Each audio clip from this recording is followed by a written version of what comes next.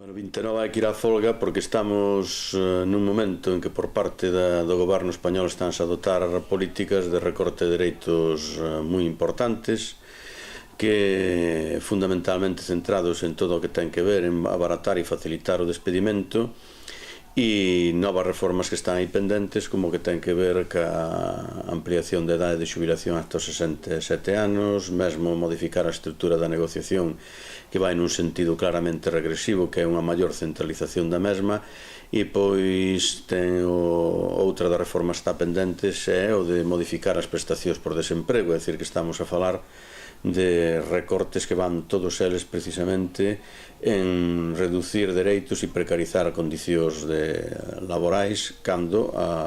os motivos da crise económica, xa que estas reformas fanse en función desa crise económica, non ten nada que ver pois ca situación das rixideces do mercado laboral e polo tanto é totalmente inxusto e é unha mentira que isto vai axudar a salir da crise económica e que sexa necesario facelas, non?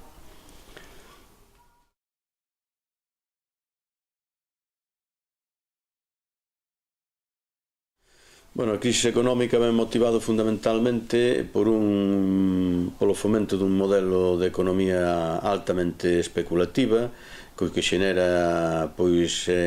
moito lucro e moita concentración de riqueza en aqueles que teñen esa capacidade de controlar os mercados financeiros, é dicir, a oligarquía financeira, a banca, as grandes empresas,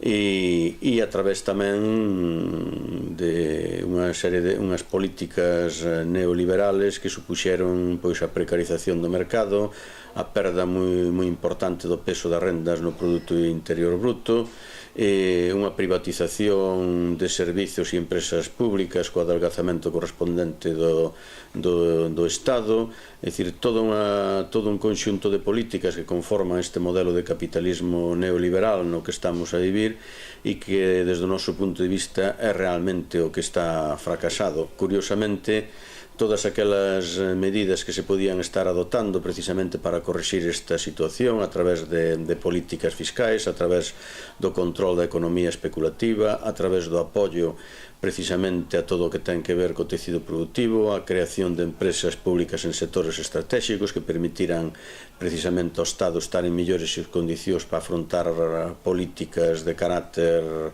incluso desde un punto de vista económico, pero pensado máis en interés de carácter social, é dicir, todo ese tipo de políticas non se están adoptando, sino que unha vez máis o que se busca é que sexa a clase traballadora quen pague estas crisis económicas e o que se busca é fundamentalmente debilitar a clase traballadora para que o capital poda afondar moito máis neste modelo de capitalismo neoliberal.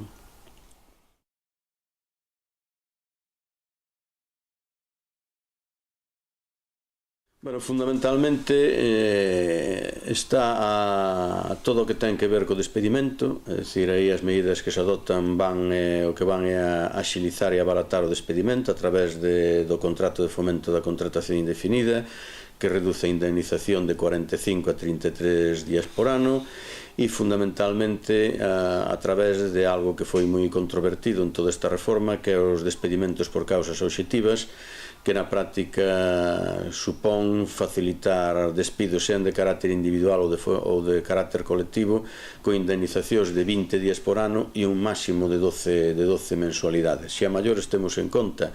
de que o Fondo de Garantía Salarial vai a cubrir 8 días desos 20, pois estamos falando de que as empresas o custe do despedimento redúcese de 45 días, pois na grande maioría dos casos a 12 días por ano, é dicir, que aí o que se pretende na práctica ao cabo do tempo é igualar o custe da indemnización por despedimento, teñes un contrato fixo ou teñes un contrato temporal. Eso na práctica é fundamentalmente o que se busca e pois outra das medidas que para nós é tamén altamente importante é que se facilita a través de aspectos que se contempla nesta reforma o descolgue das empresas en todo o que ten que ver co cumprimento dos incrementos salariais, é dicir, que aí todo o que ten que ver pois co carácter vinculante dos convenios sectoriales prácticamente desaparece e iso queda no ámbito da empresa, o cual vai a facilitar moito ás empresas o descolgue e o incumprir as cláusulas salariais.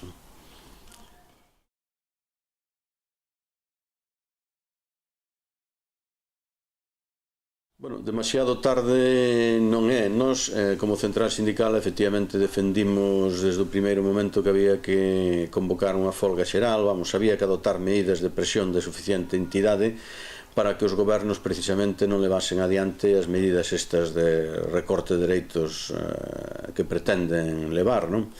Outra cousa é que aí non contamos co respaldo das outras centrales sindicales, nas centrales sindicales maioritarias a nivel do Estado, e, bueno, vémonos nesta situación de ter que responder a unha reforma laboral unha vez que foi aprobada no Parlamento. Bueno, non é a primeira vez, e de feito que as folgas xerais anteriores conseguimos que reformas que xa estaban aprobadas vía decreto, despois o Goberno pois a retiraran polo menos nunha parte moi importante.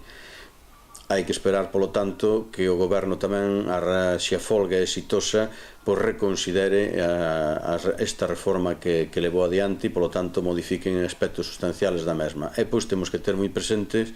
de que hai outras reformas con tanta ou máis entidade que esta, como é todo o que ten que ver cas pensións, o que comentaba antes, pensións, negociación colectiva, prestacións por desemprego. Polo tanto, para nós parecenos que a folga é totalmente necesaria e, ademais, é moi importante que sexa exitosa se queremos conseguir non só que estas reformas non vayan adiante, sino que realmente o Goberno empece a promocionar un outro tipo de políticas que nos fagan pois pensar en construir nun futuro máis ou menos inmediato un modelo de organización económica e social pois moito máis xusto, moito máis solidario, moito máis democrático que este, no que realmente se garante os dereitos básicos da cidadanía, como o dereito ao ensino, á sanidade, á vivenda, ao emprego,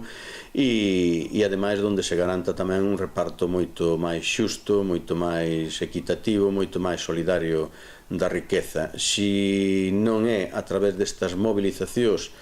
de aquel sector, aquela clase que estamos realmente interesados en mudar este modelo, como somos os traballadores e traballadoras, pois dificilmente vamos a conseguir parar esta política. É dicir, que eu creo que temos que ser moi conscientes de que a folga xeral trascende o que é o ámbito desta reforma, que aquí o que está a debate, o que está en confronto son modelos de organización social e económico totalmente antitéticos. Ou se impón un, aquel que favorece a unha minoría, que son as oligarquías financeiras, ou conseguimos a través da movilización que se impoña ese modelo máis favorable que é a maioría social.